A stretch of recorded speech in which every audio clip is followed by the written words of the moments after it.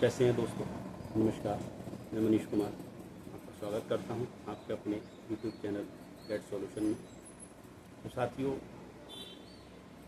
हाल ही में अभी 15 अप्रैल को हाई कोर्ट मध्य प्रदेश में केस नंबर 13768 2022 की सुनवाई हुई। उसका कोर्ट ऑर्डर जारी हो गया, जिसके बारे में हम आज बात करेंगे।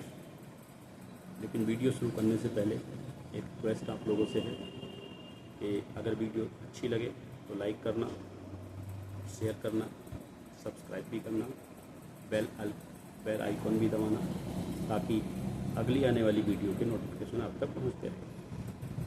तो साथियों, बात कर रहे हैं कि एमपी हाई कोर्ट ने 15 अप्रैल में जो सुनवाई हुई उसका कोर्ट ऑर्डर रिलीज कर दिया। उसी में कुछ बिंदुओं पर बात करना चाहेंगे। एक्चुअली 15 तारीख को जो सुनवाई हुई उसमें बीएड के पास कुछ बहस करने के लिए 8 अप्रैल जो 2024 का जो निर्णय सुप्रीम कोर्ट ने दिया, यानी कि जो आपके Devesh Sharma west union of India जो केस था, जो हाल ही में निर्णय आया था सुप्रीम कोर्ट का 11 अगस्त 2023 को, उसमें सुप्रीम कोर्ट ने, जैसा सभी जानते हैं, कि बीएड को प्राइमरी लेवल की शिक्षा से बाहर कर दिया था, अवैध कर दिया था। यानी कि जो एनसीटी का गजट था 2018 वाला, उसको जो है उन्होंने पेश कर दिया था। तो उसके आधार पे लगातार बीएड सुप्रीम कोर्ट जा रहे थे अलग अलग याचिकाएं लेकर के। वो लगभग सारी लगातार खारिज होती जा रही थी। लेकिन बाद में मध्य प्रदेश जो केस जिसकी हम बात कर रहे हैं, इस केस में सरकार हाई कोर्ट में सुनवाई कराना नहीं चाहती थी। वो चाहती थी इसकी सुनवाई सुप्रीम कोर्ट में। उन्होंने तो वहाँ से ट्रांसफ़र पिटीशन के माध्यम से सुप्रीम कोर्ट में ये केस गया, और जो देवेश शर्मा ने क्लैरिफिकेशन के लिए याचिका डाली हुई थी, उसी के साथ ये टैग हुआ और 8 अप्रैल को उसी की सुनवाई हुई। और उसमें जो है सुप्रीम कोर्ट ने एक बहुत महत्वपूर्ण निर्णय दिया। उसने कहा, माननीय सुप्रीम कोर्ट ने कहा कि इस जो याचिका है, भले ही आप क्लैरिफिकेशन के रूप में लेकर के आए हैं, लेकिन हम इसको क्लैरिफिकेशन की तरह से ना लेकर के हम इसको रिव्यू के तौर पे ले रहे हैं। हम अपने फैसले को दोबारा से एक समीक्षा के रूप में ले रहे हैं। हम अपने फैसले की दोबारा समीक्षा कर रहे हैं, और उसमें हम ये पा रहे हैं कि जो बीएड के बहुत सारे जो लोग हैं इधर उधर अलग अलग राज्यों में काफ़ी बड़ी मात्रा में, काफ़ी बड़ी संख्या में जो है वो नियुक्त हो चुके हैं। तो उनके लाइफ को सेव करना, उनकी नौकरी को बचाना के बारे में हम सोच रहे हैं, और उसी के मद्देनज़र हम जो है इसको प्रोस्पेक्टिव लागू कर रहे हैं। यानी इस जो हमारा जो 11 अगस्त 2023 का जो निर्णय है, 11 अगस्त 2023 का जो निर्णय है, उसको हम जो है प्रोस्पेक्टिव लागू कर रहे हैं।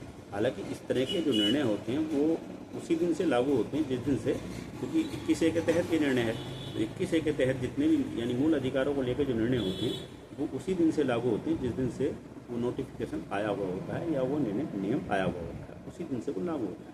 लेकिन अपनी स्पेशल पावर का इस्तेमाल करते हुए सुप्रीम कोर्ट ने यहाँ पर जो है दया दिखाते हुए बीएड कैंडिडेट्स पर ये बात रखी कि हम इसको प्रोस्पेक्टिव लागू कर रहे हैं। और इसमें जो कंडीशंस उन्होंने जोड़ दी, यानी माननीय सुप्रीम कोर्ट ने 2 कंडीशन जोड़ दी कि भर्ती जो है सशर्त नहीं होनी चाहिए। यानी जब नोटिफिकेशन निकला हो अथॉरिटी के द्वारा, तो उस समय उसमें कोई भी शर्त ना रखी गई हो। जैसे कि आप उदाहरण के तौर पर देख सकते हैं कि केबीएस की जब भर्ती आई, नोटिफिकेशन आया, तो उसमें केबीएस ने साफ नोटिफिकेशन में इंगित किया कि भर्ती में जो नियुक्तियाँ होंगी बीएड धारियों की, वो जो है जो माननीय सुप्रीम कोर्ट में केस चल रहा है उसके फाइनल ऑर्डर पर ही ऑर्डर के अधीन होंगे। जो देवेश शर्मा जी वाला केस है उसके अधीन होंगे।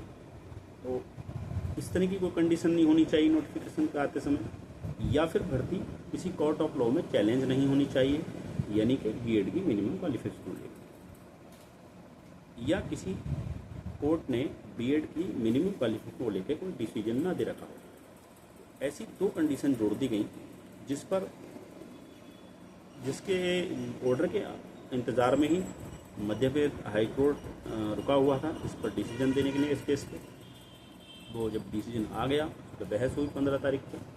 तो मध्य प्रदेश हाई कोर्ट में जो सी लागू जी, माननीय सी लागू जी जो जज साहब हैं, उन्होंने कहा कि भाई हम डिटेल्स चाहते हैं।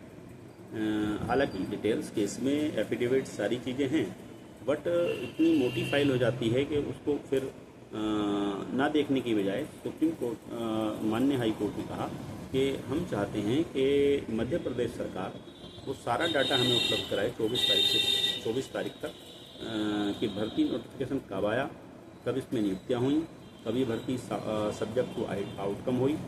ये सारी चीज़ें देखना चाहते हैं। कोर्ट नहीं चाहता कि हम जल्दबाजी में कोई डिसीजन लें। कोर्ट चाहता है कि सारे साक्ष्य, सारे डाटा हमारे सामने हों, उन डाटा के आधार पर हम बात करें, हम निर्णय लें। हालांकि जो बीएड के वकील एडवोकेट्स थे, वकील थे, उन्होंने कोशिश की इस मामले को डाइवर्ट करने की। उन्होंने चाहा, उन्हें पता था कि हाई कोर्ट जो माननीय सुप्रीम कोर्ट का जो निर्णय है 8 अप्रैल 2024 का, उसमें कुछ ऐसा है नहीं जिस पर बहस की जाए। तो उन्होंने उसको डाइवर्ट करने में एक नया मुद्दा बनाने की कोशिश की। उन्होंने कहा कि जो लोग इसमें याचिका हैं, जो 13,768 केस है, उसमें जो याचिका करता हैं दो लोग, इनको ऑलरेडी इनकी नियुक्ति हो चुकी है, इनको जॉब मिल चुकी है, तो याचिका ये वैध नहीं है, इसको खारिज कर देना चाहिए। इस पर जो है जो बीएड की तरफ से एडवोकेट्स थे, मीनाक्षी अरोड़ा जी मैम और विज्ञान साहा जी और मनदीप काला जी, उन्होंने विरोध किया कि नहीं, दो लोगों की को जॉब मिल जाने का मतलब ये नहीं कि बीएड के लोगों के साथ न्याय हो गया है। तो ऐसे में इस याचिका को खारिज नहीं किया जा सकता। इस बात को हाई कोर्ट ने माना और कहा कि भाई हम इस पर बात ही नहीं कर रहे हैं, हम बात कर रहे हैं 8 अप्रैल 2024 का जो निर्णय आया, हम उसके संदर्भ में ही उसी के सापेक्ष अपना निर्णय सुनाएंगे, उसी में देखेंगे। क्योंकि माननीय सुप्रीम कोर्ट ने अपने निर्णय में कहा है कि हम बीएड उपाधिकारियों को सुरक्षित कर रहे हैं। जो 2000 जिनकी नियुक्ति 11 अगस्त 2023 से जिन लोगों की नियुक्तियाँ हो चुकी हैं बीएडधारियों की, उनको हम जो है सेव कर रहे हैं, उनकी नौकरी को सुरक्षित कर रहे हैं। लेकिन उसके साथ उन्होंने 2 कंडीशन जोड़ी हैं। हम उन कंडीशन के तहत ये निर्णय देंगे, हम देखेंगे, कंडीशंस भी देखनी जरूरी है। वो 2 कंडीशन जोड़ी गई हैं, जैसा कि मैंने आपको बता दिया है पहले 2 कंडीशन जो जोड़ी गई हैं। तो उन 2 कंडीशनों को देखते हुए माननीय हाई कोर्ट ने जो है वहाँ की राज्य सरकार यानी मध्य प्रदेश राज्य सरकार से डेटा मांगा है कि आप हमें डेटा मुहैया कराएं कि ये भर्ती कब आई, कब इसमें आपने सब्जेक्ट टू आउटकम हुई है भर्ती, कब इसमें नियुक्तियाँ हुई हैं, वो सारी चीज़ हम देखना चाहते हैं। तो वो एक डाटा चाहिए कोर्ट को, ताकि डाटा सामने हो कोर्ट के और उस हिसाब से वो पूरी तरह सही और सटीक डिसीजन दे सकें। तो हालांकि ज़रूरी नहीं है कि राज्य सरकार ही दे, क्योंकि अब तारीखों का खेल इसमें चलने वाला नहीं है। क्योंकि सरकार अगर ये चाहे कि हम डाटा ना दें, तो ऐसा नहीं है डाटा नहीं दिया जाएगा, डाटा दूसरे लोग दे देंगे, भाई बीएड वाले दे देंगे। तो यानी सरकार जो माननीय हाई कोर्ट है, उनको अपनी टेबल पर डेटा चाहिए कि एक डेटा चार्ट चाहिए कि कब इस भर्ती में क्या क्या चीज़ें घटित होती रही हैं, उन सब चीज़ों का डेटा चाहिए, जिसके आधार माननीय हाई कोर्ट उम्मीद है 24 अप्रैल को जो है होने वाली सुनवाई में अपना अंतिम निर्णय दे देंगे। और जहाँ तक अभी तक चीज़ें देखने को मिल रही हैं या डिसीजन देखने को मिल रहे हैं सुप्रीम कोर्ट के या हाई कोर्ट की सुनवाई हैं, उसमें अभी तक जो बीएड का पड़ रहा है वो भारी है। अभी बीएड खतरे के बिल्कुल एकदम बॉर्डर लाइन पर है और कुछ कहा नहीं जा सकता कि क्या होगा, लेकिन पीछे की चीज़ें देखकर ऐसा लगता है कि बीएड जो है के ऊपर खतरे की तलवार लटकी हुई है और बीएड की नियुक्तियाँ वहाँ पे नियुक्त लोगों की नौकरियाँ जा भी सकती हैं।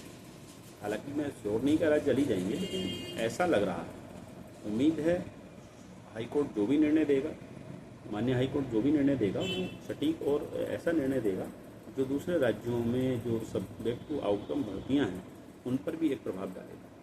तो चूँकि माननीय हाई कोर्ट ये समझता है कि भाई जो हम निर्णय देंगे वो निर्णय दूसरे राज्यों के लिए जो सब्जेक्ट टू आउटकम भर्तियाँ हैं या रनिंग प्रोसेस में भर्तियाँ हैं उन पर भी एक उदाहरण का काम करेगा, प्रभाव डालेगा। तो ऐसी कंडीशन में बड़ी जिम्मेदारी बन जाती है मध्य प्रदेश हाई कोर्ट की कि वो जो निर्णय दे वो सटीक और बिल्कुल एकदम स्पष्ट निर्णय दे और तर्कसंगत निर्णय दे। तो उम्मीद करते हैं 24 तारीख में जो निर्णय आएगा वो जब आएगा तो उसकी भी हम आपको डिटेल ज़रूर शेयर करेंगे आपके साथ। तो इंतज़ार करते हैं 24 अप्रैल 2024 का 2:15 पे केस लगा हुआ है सुनवाई के लिए। बस इसी उम्मीद के साथ कि उस दिन अंतिम निर्णय हो जाना चाहिए, कोई तारीख आगे ना बढ़े ताकि स्थितियां साफ हों। इसी के साथ अपनी बातों को मैं समाप्त करूंगा और साथियों धन्यवाद वीडियो देखने के लिए।